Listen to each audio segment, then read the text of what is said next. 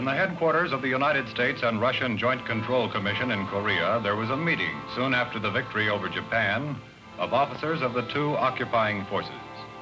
Japanese troops north of the 38th parallel had surrendered to Russia, while south of the parallel, the Japanese had surrendered to the Americans. The atmosphere was deceptively friendly, considering what was going to happen later in Korea.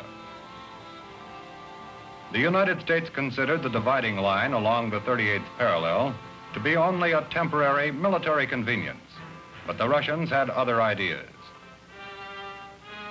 After the Japanese surrender, American and Russian soldiers in the area near the parallel could be seen for a short time behaving like buddies.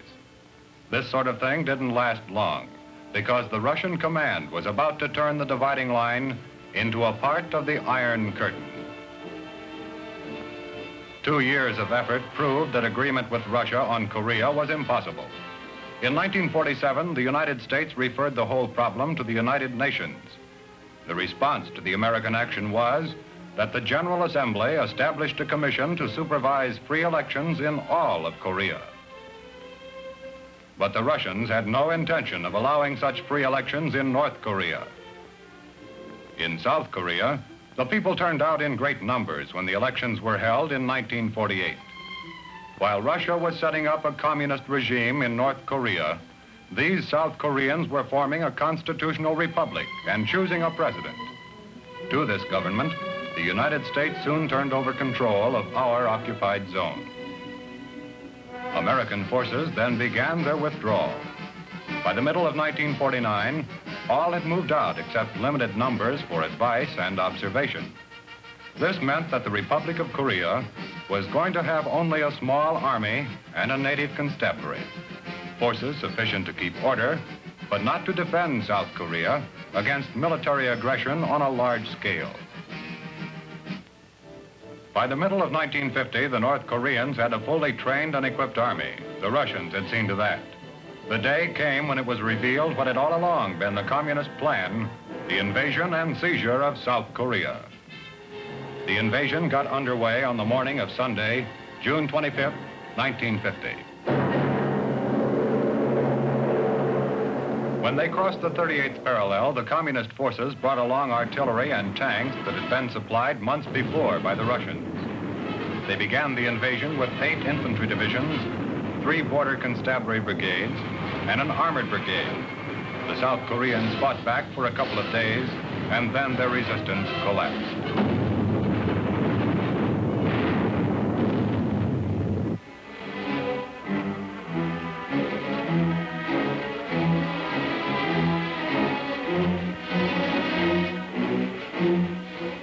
When the Soviet began this aggression by proxy, they didn't look for any active intervention by the United States or other nations. That was the Reds' big mistake. From Washington, 2 days after the invasion began, came President Truman's order that American air and sea forces were to go to the help of South Korea. Aircraft of the United States Far East Air Forces were sent at once to operational bases.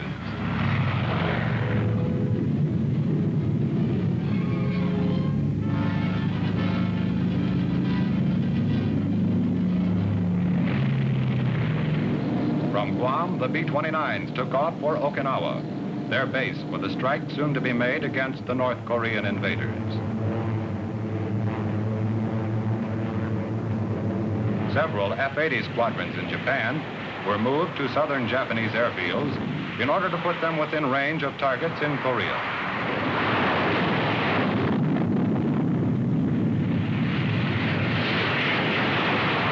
Provisional fighter squadron of F-51s was soon ready to go into action from Daegu Airfield in South Korea. The conflict had hardly begun before our aircraft turned to the big job of keeping the South Koreans from being overrun and crushed at the very outset of hostilities. The North Korean troops were advancing almost unopposed, so our aircraft went to work on them. First, we put a lot of emphasis on ground support of the badly outnumbered defenders. Within a few days, our F-80s were also going after the enemy's lines of supply. We had to slow up his logistics if we were going to keep the South Koreans from being driven off their peninsula. The F-51s, too, went to work on interdiction targets, as well as doing their share in the close support of ground troops. In fact, all of our aircraft gave a fine demonstration of the versatility of air forces. The thing we had to do was trade space for time and slow up the invading forces enough to allow a buildup of defensive strength. So we went on, hitting anything that was carrying or storing communist supplies. By now, less than a week after the war started, our airstrikes went well north of the 38th parallel.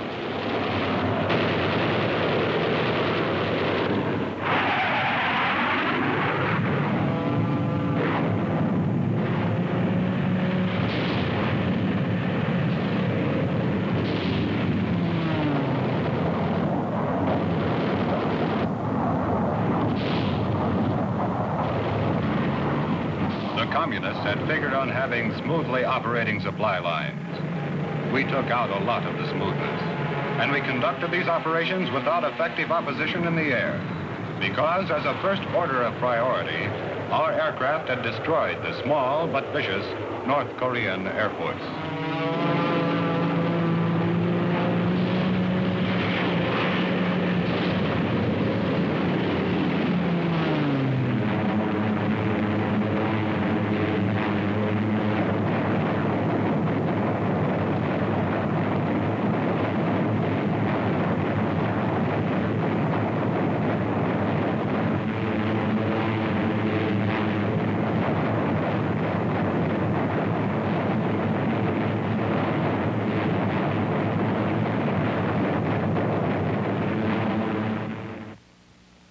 The hard-pressed South Koreans needed help on the ground. President Truman acted quickly.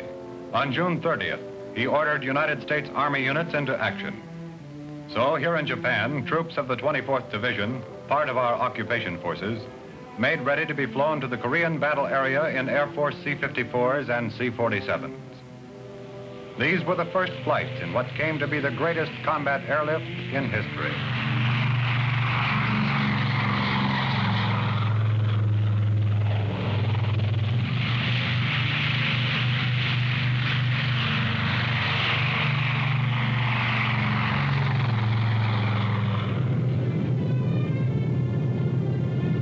This was the 4th of July, and the men of the 24th Division were not celebrating the day in quite the way they had planned.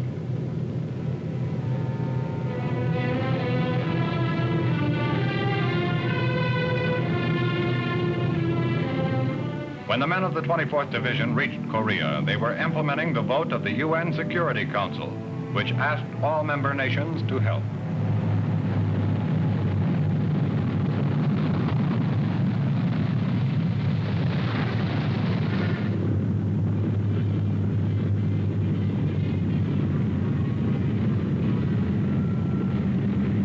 Eventually, 15 other countries sent ground troops to Korea.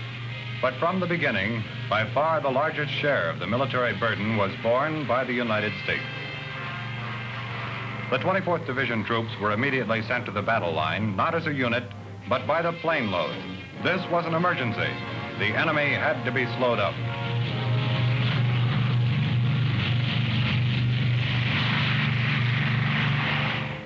Even without any support from the air, the North Koreans were a formidable force, well equipped and by far outnumbering the defenders.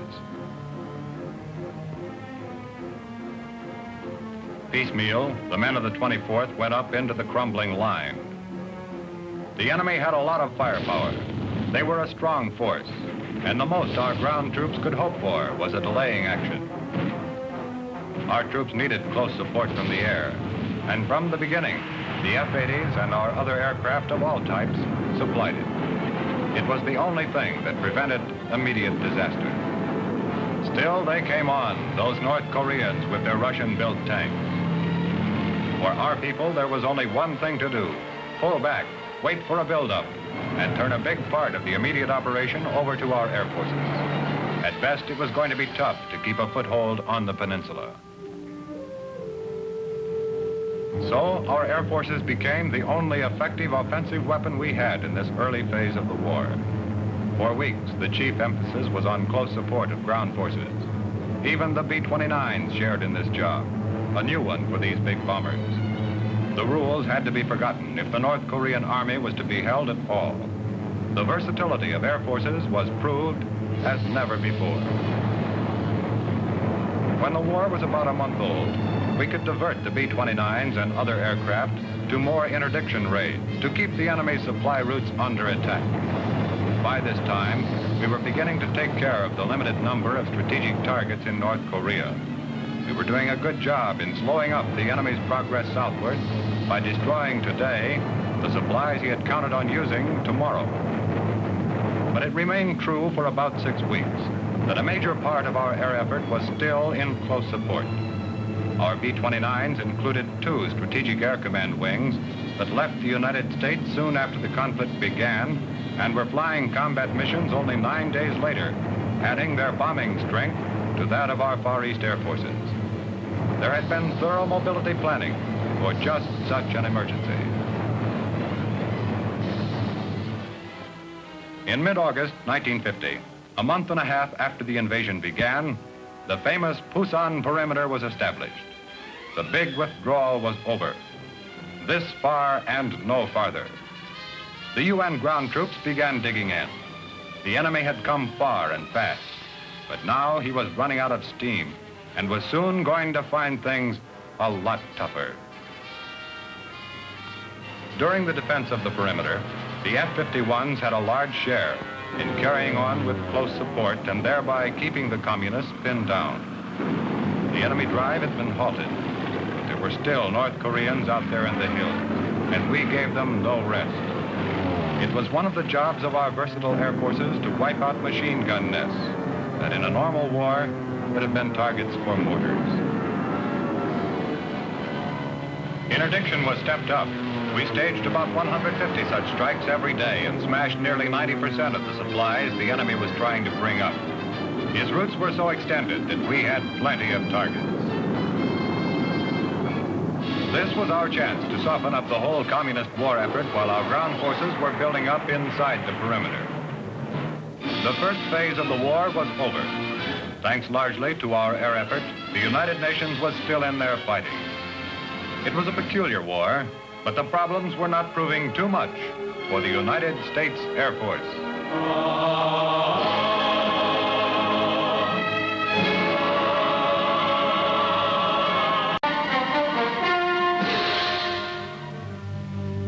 In the summer of 1950, recruits for the Air Force were arriving at training bases in increasing numbers.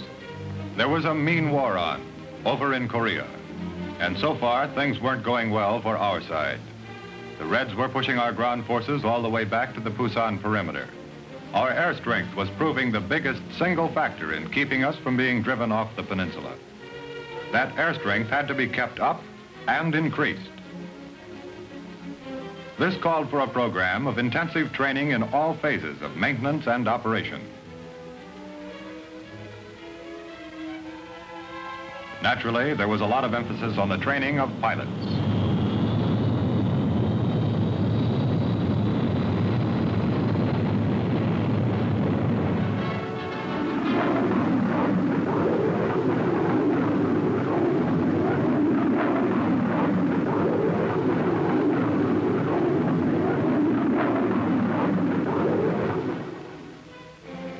When the Reds suddenly struck in Korea in June 1950, our problem in logistics was immediate and tremendous. For this was a war on the other side of the biggest of oceans. Supplies for our ground forces as well as our air forces had to be airlifted in huge quantities every day. The Military Air Transport Service, under the skilled command of Lieutenant General Lawrence S. Cuter, met all requirements efficiently and continuously.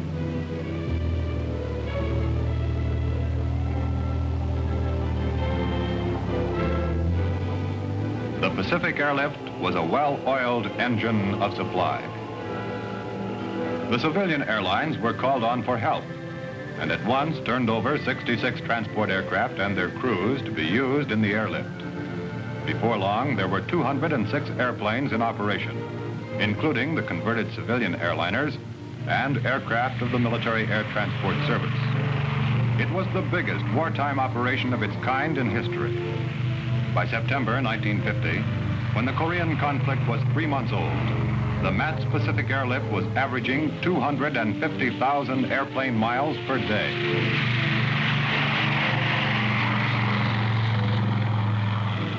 The Pacific airlift transports landed their cargoes in Japan in 30 or more flights every day.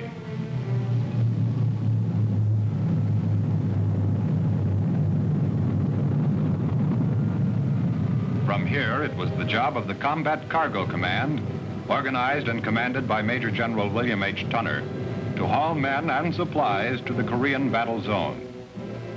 While our ground forces were being driven back to the Pusan perimeter, our overall strength was fast building up, and a vital part of that strength was in the more than 100 tons of supplies that MATS was delivering every day.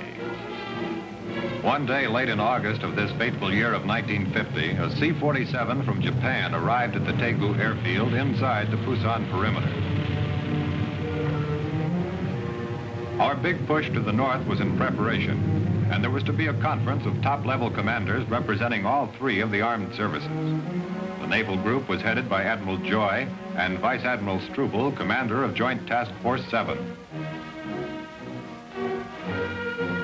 Our air strength was represented by the commander of the 5th Air Force, Major General Partridge, and by Lieutenant General Stratemeyer, head of the Far East Air Forces with headquarters in Tokyo. Lieutenant General I.H. Edwards, Air Force Deputy Chief of Staff for Personnel and Operations, came from Washington for the conference. In the air action that followed, in the 10 days or so just before the Incheon landing, the workhorses were the B-29s. We had 140 of them ready for business. Their mission was twofold: to neutralize the enemy ground forces that still surrounded the Pusan perimeter in considerable numbers, and to attack all Korean airfields in enemy hands. Our air forces flew more than 3,000 sorties in the week before the Incheon operation.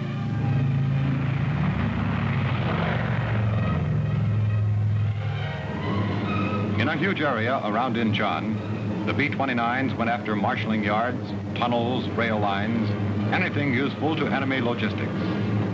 These Air Force operations left the Reds without any hope of reinforcing or supporting their defenses at Incheon. We were practically unopposed in the air, for we had long since effectively disposed of the Red air strength, which was not going to be troublesome until the MiGs appeared later in the year. There was effective bombing of targets of all descriptions. This was the Air Force's way of helping MacArthur in his magnificent operation at Incheon, which was about to begin.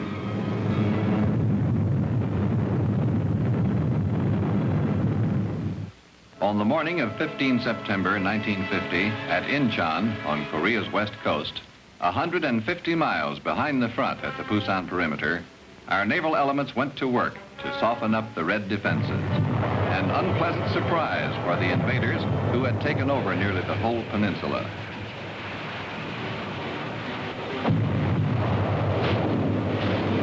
A 29-foot tide had to be reckoned with in the deployment of the landing craft.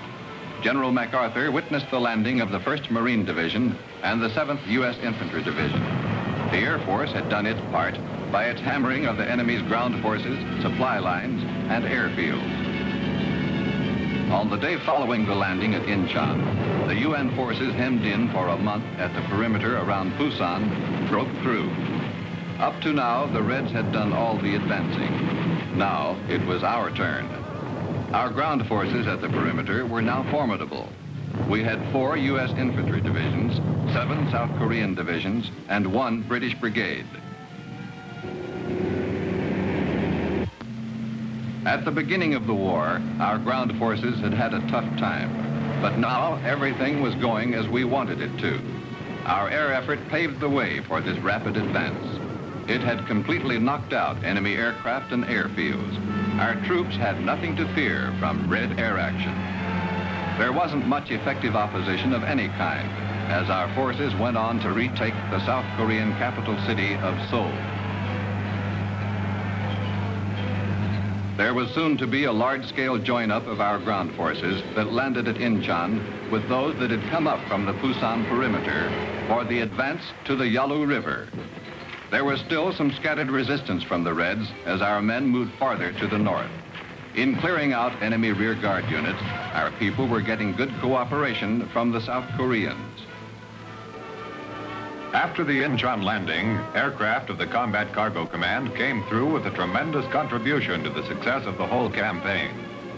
What's going to happen is that C-47s and C-119s will pull off one of the best managed airdrops in combat history. And they're going to do it in enemy territory, about 30 miles north of the captured North Korean capital, Pyongyang. And not only troops, ammunition, and food, but jeeps, trucks, and howitzers are going to be delivered in this big drop. The first time in combat history for big stuff, as well as paratroopers and their supplies to be delivered by air in the same drop operation. The objective is to trap as many of the retreating enemy as possible and to strengthen our continued advance to the Yalu.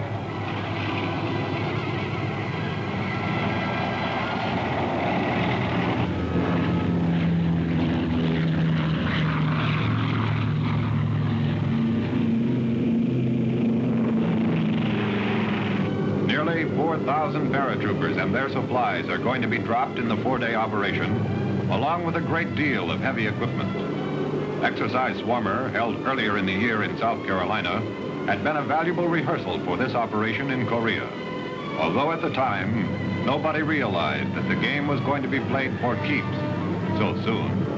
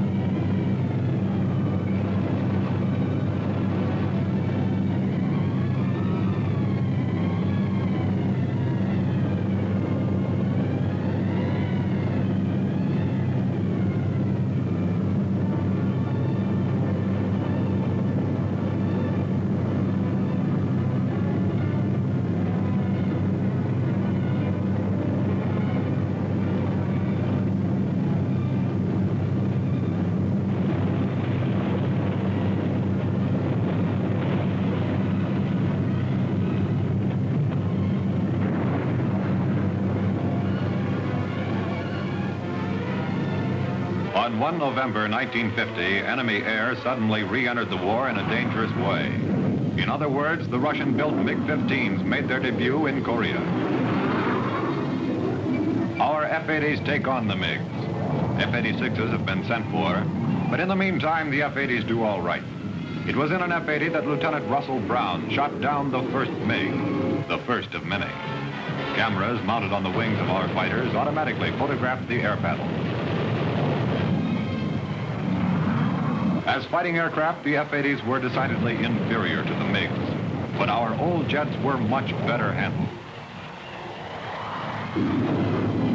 The F-80s more than held their own because of the superior skill of our pilots.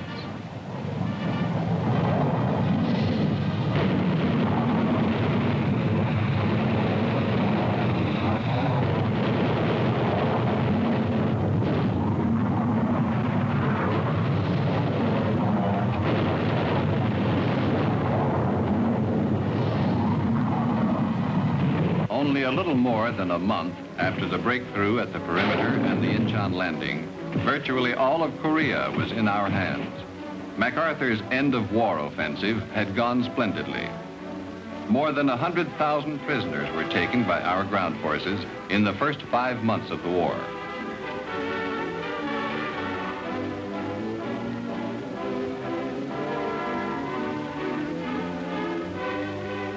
A lot of them had frozen feet, It can be mighty cold in the upper reaches of North Korea in late November.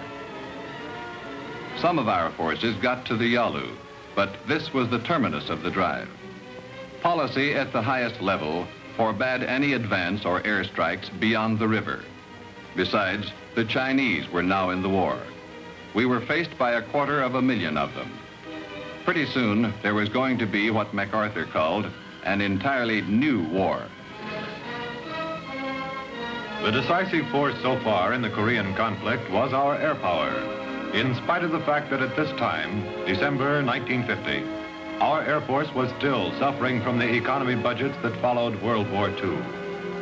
And in the new war, with a new enemy that was about to begin, our side never lost the supremacy of the air. It was safely in the hands of the United States Air Force.